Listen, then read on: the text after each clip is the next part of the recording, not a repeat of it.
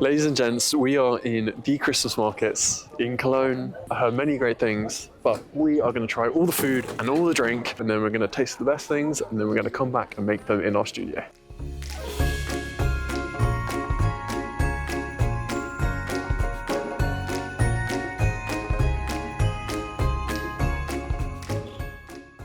One Glühwein.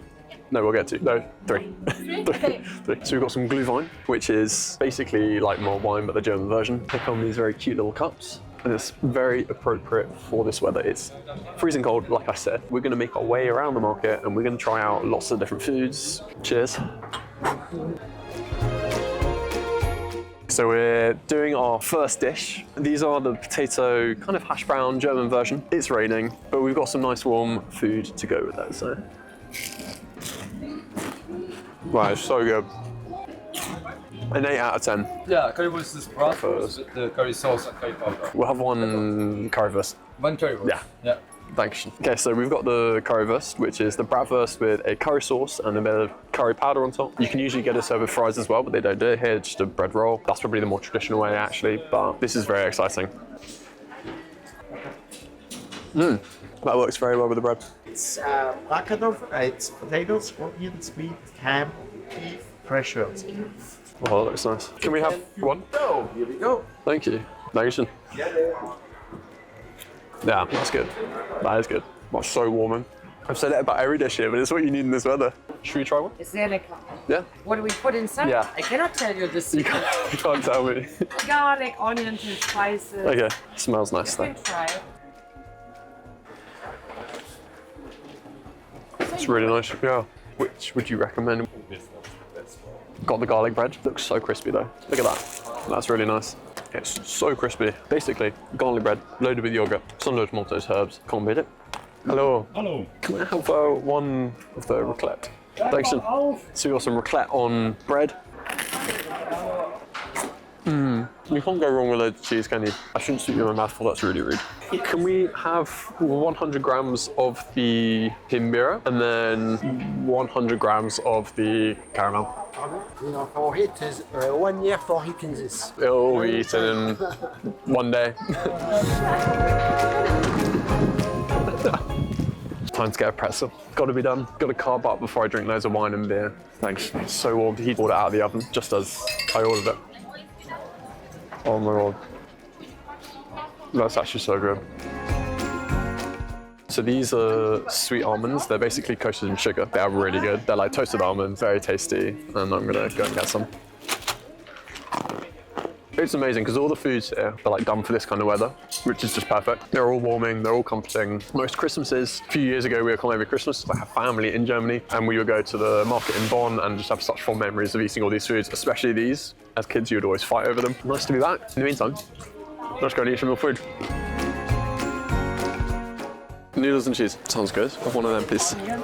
Oh, it smells really nice. Basically, it's cheesy noodles with caramelized onions on top and some herbs. And honestly, it smells so good. I think they use the same cheese as the raclette, so it's really rich. Oh, that is good. Have a bite of that. That is good. Can I have one of them, please? Yes. Thank you. So next sweet treat is their equivalent of donuts. Nothing inside them, coated in cinnamon sugar, light and fluffy. Ooh, look at that. So the inside's like really soft and gooey. Actually really good. I'm gonna rate this 7.5 out of 10. And that's pretty high, that's pretty high. Can I try one? Yeah, thank you. So we got the cream puff, the German cream puff. Just gonna have to try it. That's pretty good. Hedy, you're gonna like that. That's good.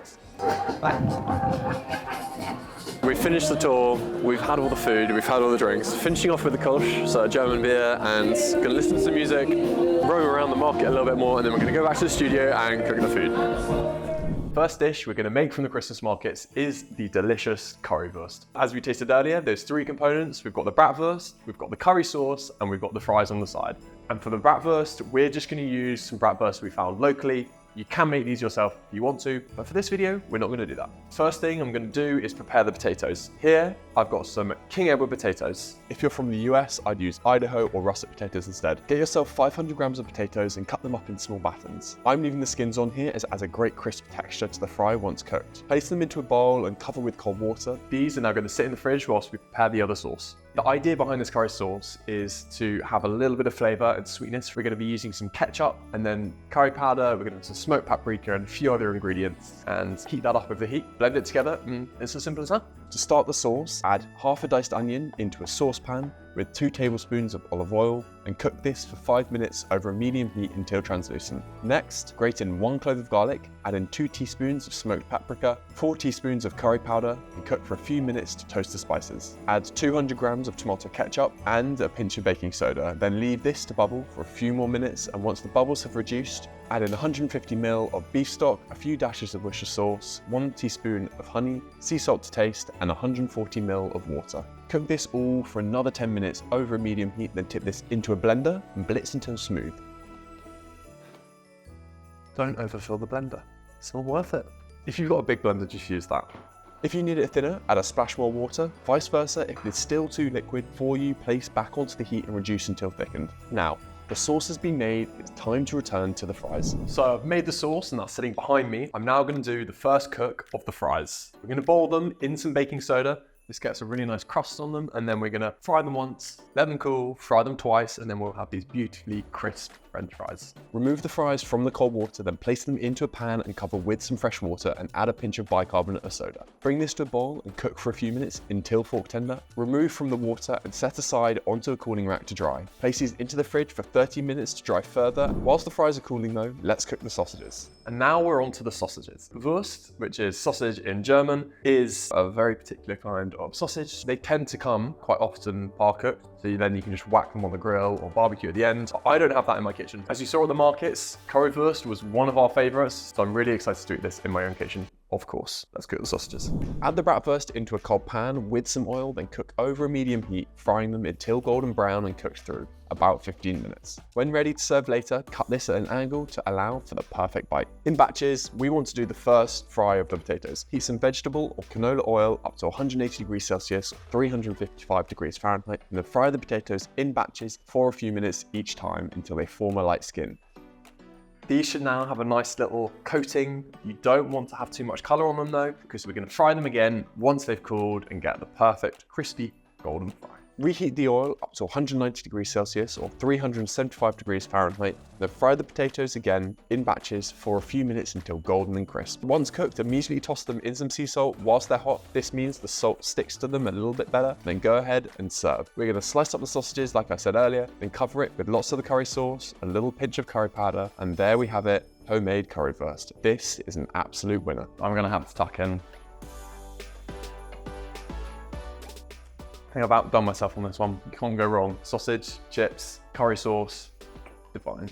For our next dish, we're going to be making the delicious mushrooms that we tried back in Germany. These were full of spices, onions, really simple but really, really effective. They were topped with a beautiful garlic sauce. So I'm going to do this right now and show you how to make them. This is the one dish that very pleasantly surprised me. I've decided to go for a closed cup white mushroom. You can use chestnut mushrooms or any others, but this is nice because they come in nice sizes, they will shrink a lot, and we're not going to cut them up. To begin, brush the dirt off the mushrooms, and this is a really easy way to do it. You don't want to put them in water because it makes them slimy, and we don't want to cut these up. We're going to leave them whole. Once they're brushed clean, time to get the other ingredients ready. We're going to julienne some onions into slices, and then into a pan we're going to add the 500 grams of closed cup white mushrooms that we cleaned earlier, the 1 sliced onion, some sea salt and black pepper, 2 teaspoons of garlic powder, 2 teaspoons of smoked paprika, 1 teaspoon of dried oregano, 2 tablespoons of olive oil, few knobs of unsalted butter, 1 teaspoon of onion powder. And this is it.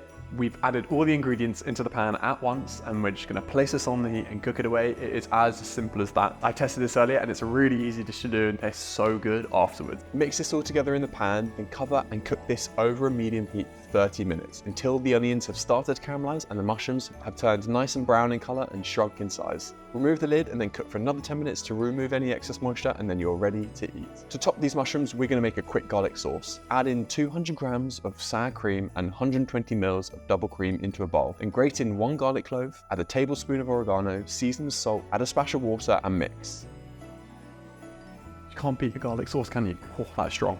Spicy, but good. Spicy garlic, but really good. Once the mushrooms are ready, we're going to cover it with lots of the garlic sauce and sprinkle of fresh parsley on top. And here we have it, the sauteed spiced mushrooms with onion, topped with the homemade garlic sauce. My studio has been filled with so many amazing flavors whilst cooking this. I can't wait to try it. I think I found the new way I'm gonna have mushrooms when I eat them.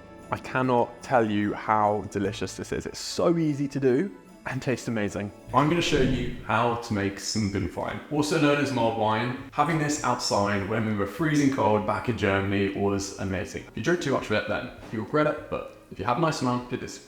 The key ingredients we will need for the mulled wine are a dry red wine like a Cabernet Sauvignon, some cinnamon sticks, caster sugar, oranges, whole cloves, and the most fancy of them all, some plain water.